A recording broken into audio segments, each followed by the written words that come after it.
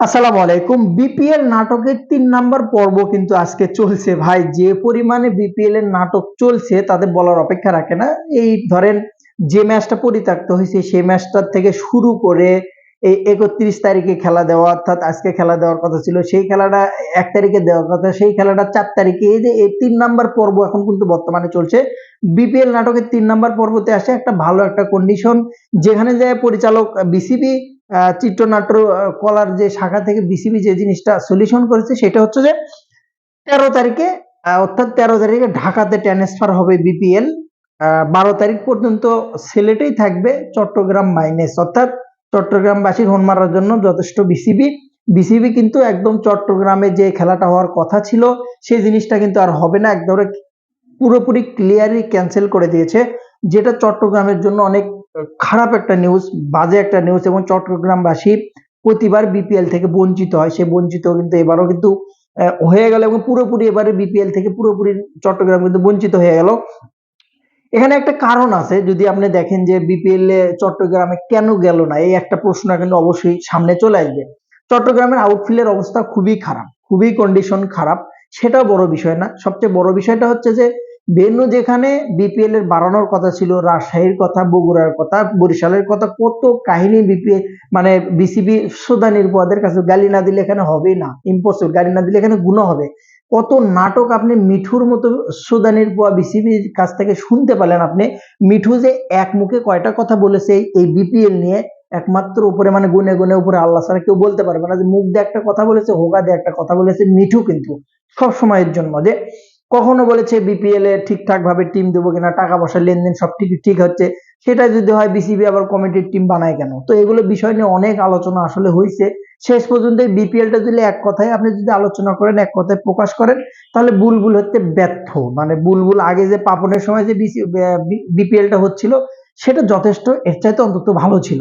বুলবুল তাহলে এখন কিন্তু বর্তমানে ব্যর্থ বলা চলে। তো মেন কথা হচ্ছে আসি যে চট্টগ্রামে যেহেতু বিপিএলটা হচ্ছে না, মেন কারণটা হচ্ছে যে বিসিবি যেটা দেখাইছে যে যেহেতু সামনে বিশ্বকাপের প্রস্তুতি ক্যাম্পও হবে ওখানে, আর এত দ্রুত সিলেট থেকে ওখানে আপনার হচ্ছে যে যেগুলো আছে, যেগুলো সরঞ্জাম আছে, ক্যামেরা ট্যামেরা হাবি জাবি, ব্রডকাস্টিং টোটালি নিয়ে যে আবার সেট করে আবার মনে করেন প্রচার করা, এটা অনেক কঠিন। তৃতীয়ত হচ্ছে যে আউটফিল্ডার অবস্থা খুবই খারাপ, খুবই খারাপ কন্ডিশন।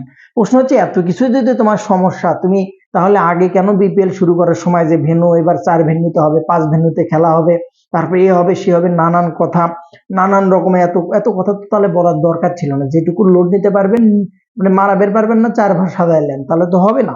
তো মানুষ তো সেখান থেকে রাগ হবে। চট্টগ্রামবাসী কি পরিমাণ ক্ষোভে, মানে কি পরিমাণ রাগ, এটা কতটা খারাপ লাগে। যদি আমি আমি রাজশাহীর ছেলে বা বগুড়ার ছেলে, আমি ধরেন আপনি যদি আমার রাজশাহীতে বিপিএল দেওয়ার কথা ছিল অমুক দিন ম্যাচ, সেরকম সিচুয়েশনে সবাই কনফার্ম হয়ে বসে আছে যে না এবার বিপিএল আমরা দেখতে পাবো, একটা অন্যরকম একটা আনন্দ কাজ করে ভিতরে, সেটা যদি না হয় সত্যিকার অর্থে খারাপ লাগবে।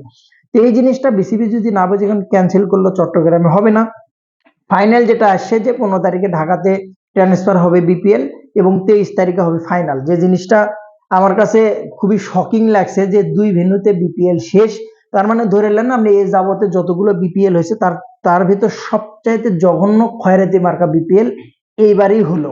এইবারই কিন্তু হচ্ছে সবচাইতে জঘন্য এবং খয়রাতি মার্কা বিপিএল কিন্তু এবারই হলো। এর আগে কখনোই কিন্তু এরকম সিচুয়েশন বা এরকম কখনোই হয়নি। অপরদিকে দেখেন যে কতটা আনপ্রফেশনাল বিসিবি হলে নোয়াখালী টিমকে অলরেডি চট্টগ্রামে পাঠাইছে, গদা গদা কাকা ওখানে যায় যে কাজটা করতেছে, অলরেডি ট্রেনিং শুরু করছে, প্র্যাকটিস শুরু করছে। তারা সেখানে যে ম্যাচ খেলবে, গদা হয়তো ওখানে কামব্যাক করার চেষ্টা করতো।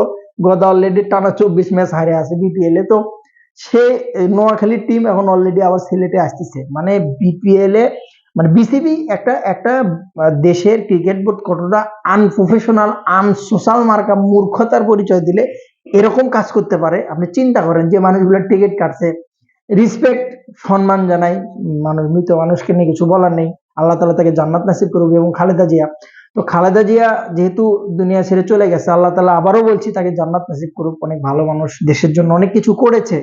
তো মানুষ যে টিকিট কাটলো সেই জিনিসটা আপনি তো আগে থেকে বলতে হবে, বা একটা শিডিউল অনুসারে একটা সময় তো একটা জিনিস আপনি প্রচার করবেন। বিসিবির একটা পেজ থেকে 3 রকমের প্রচার হচ্ছে, কখনো বলতেছে 31 তারিখে, কখনো বলতেছে 1 তারিখে, কখনো বলতেছে 4 তারিখে, শেষ পর্যন্ত 4 তারিখে ফাইনাল আছে। এটাও ঠিক থাকবে কিনা তার কি গ্যারান্টি? তো তো এক মুখে তো ভাই নানা রকম কথা বলে মানুষ তো কনফিউশনে পড়বে, কারণ একটা ক্রিকেট খেলা দেখার জন্য মানুষ অনেক দূর দূরান্ত থেকে আসে। যেমন আমি এখানে থাকি, আমি আমার বন্ধুকে ফোন দিলাম, বন্ধু তুই আয় বিপিএল খেলার জন্য, এত টাকা দিয়ে টিকিট করা, সেই টিকিটের কি হবে, এত জার্নি ভাড়া, জার্নি করে আসা, তারপরে বাসের ভাড়া, যাতায়াত, অনেক কিছু কিন্তু বিষয় আছে। তো সবকিছু বিবেচনা করে আপনাকে কিন্তু সিদ্ধান্ত নিতে হবে। তো বিপিএল নাটক শেষ পর্বর শেষ যে নিউজ যেটা, সেটা হচ্ছে যে চট্টগ্রামে বিপিএল হচ্ছে না, এটা 1 নাম্বার। 2 নাম্বার, সিলেট পর্ব শেষ হবে 12 তারিখে, 13 তারিখে ঢাকাতে ট্রান্সফার, 13 তারিখ 15 তারিখে ঢাকাতে ট্রান্সফার হবে, 15 তারিখে শুরু হবে, 15 তারিখ পরের থেকে 23 তারিখের দিকে কিন্তু ফাইনাল হবে, যে 13 তারিখে কিন্তু চলে যাবে ঢাকাতে, যেটা কিন্তু আর সত্যি কথা কনফিউশনের একটা বিষয়। তো শেষমেশ বিপিএল এর আত্মার মাগফিরাত কামনা করছি। ভাই এই বিপিএল নিয়ে আসলে আপডেট নিউজ দেওয়ার কিছু নেই, লজ্জা ছাড়া কোনো কিছু নেই। শেষ মুহূর্তে প্লেয়াররা, বিদেশি প্লেয়াররা আপডেট সত্যিকার অর্থে নাই, আসবে কিনা যে সার্কাস শুরু হয়েছে তাতে বলা মুশকিল, কারণ এরকম কন্ডিশনে থাকলে কখনোই প্লেয়াররা আসে না।